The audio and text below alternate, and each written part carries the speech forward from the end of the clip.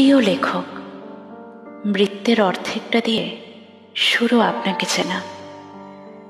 একটা মোহ, না ঠিক মোহ না, মায়ায় পড়ে যায় আপনার লেখার।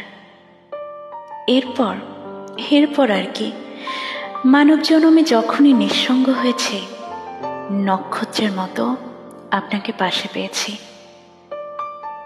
জানেন, মাঝে মাঝে মন যখন নির্বাসনে যেতে চায়, আপনি ছদ্মবেশ ধারণ করে সেই মেঘেদের দিনে আরশিনগরে প্রবেশ করেন। আপনার সব বইয়ের প্রতিটি পাতা থেকে মলাটে, কখনো নিজেকে খুঁজতে হয়নি, বারবার পেয়ে গেছি। এই নিজেকে খুঁজে পাওয়া, এইটাই প্রতিবার আপনার লেখা পড়ার জন্য আমাকে জাদুর মতো টানে, আর আলতো করে বাঁধে প্রতিটি অক্ষরে, হোক সেটি কবিতা বা গল্প। আর এই জাদু কিন্তু কাটবে না। কেন জানেন?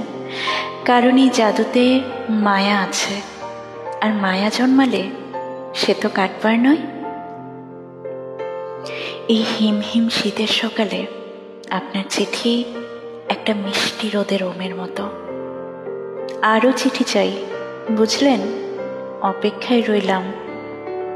খুব ভালো থাকবেন। সব সময়ের জন্য অনেক অনেক শুভকামনা। ইতি, আপনার বই পড়ার জন্য এক অস্থির পাঠক।